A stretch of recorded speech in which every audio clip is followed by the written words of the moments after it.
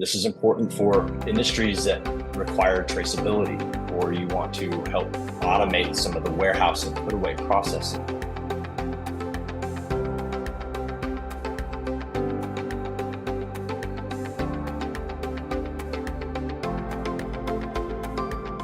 The fulfillment tools in the software, the receiving for the purchase order, the closing out of the work order. Let's take a look at your mobile warehouse management tool.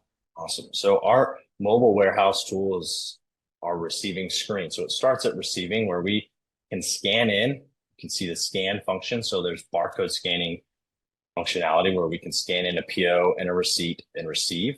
So you can do this from like a kiosk on a Chromebook or a tablet, or you can do this from a mobile device. So somebody can scan in a packing slip and receive a part from any kind of mobile device or telephone, as long as it can load Google Chrome. Nice. Then typically people have a receipt label. This is important for industries that require traceability, or you want to help automate some of the warehousing put away processes. So you print a receipt that helps us both put away and then pick parts to the job. So now that we have a receipt with a label attached to it, we can move through a put away screen. So this can be either a cart with a tablet, or again, back to the mobile phone screen, where there's a 2-scan process where you scan that receipt label and then you scan a bin location to put that part away. And then Cetec registers that and you move to the next receipt. And Cetec, being an ERP, has accounting, right? A general ledger. You manage AR and AP in Cetec.